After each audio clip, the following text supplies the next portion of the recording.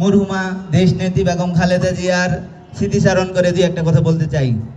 আমার সৌভাগ্য হয়েছিল সাবেক মেয়র রেফাতুল্লাহ কাকার মাধ্যমে গুলশান অফিসে, চেয়ারপারসন গুলশান অফিসে দেখা করার। তো আমি তার পায়ে ধরে সালাম করেছিলাম। যেই দিন শুনলাম ম্যাডাম অসুস্থ, ওই দিন থেকে শুধু বারবার তার ওই কথাগুলো মনে পড়ছে। কারণ সামনে থেকে আমি তাকে যেভাবে দেখছি, তো ওই কথাগুলো আমি বারবার স্মরণ করছি। এই কারণে কষ্টটা আমার একটু বেশি। তাছাড়া যেহেতু সামনে নির্বাচন, এই নির্বাচনের আমাদের প্রতিপক্ষ যারা জামায়াতে ইসলাম, যদিও নাম বলা ঠিক না, একটা বিশেষ দল, এই বিশেষ দলে তারা জান্নাতের টিকিট দিচ্ছে।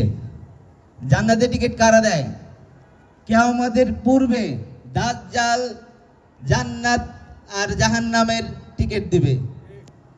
জান্নাতের টিকিট দিবে, বলবে যে আমার কাছে জান্নাত আছে, যারা যারা এই জান্নাতের টিকিট গ্রহণ করবে তারা কিন্তু পথভ্রষ্ট হয়ে ধ্বংসের দিকে চলে যাবে। আর যারা তাকে বিশ্বাস করবে না তারা হচ্ছে প্রকৃত ঈমানদার। সুতরাং ওই দাজ্জালের দলের লোকদের অন্তর্ভুক্ত না হয়ে আমরা প্রকৃত ঈমানটা ধরে রাখবো, এই আশা ব্যক্ত করে আমি আমার বক্তব্য শেষ করছি। বাংলাদেশ জিন্দাবাদ, বাংলাদেশ জাতীয়তাবাদী দল স্বেচ্ছাসেবক জিন্দাবাদ, শহীদ প্রেসিডেন্ট অমর হোক, বেগম খালেদা জিয়া অমর হোক, তারেক রহমান জিন্দাবাদ। আসসালামু আলাইকুম।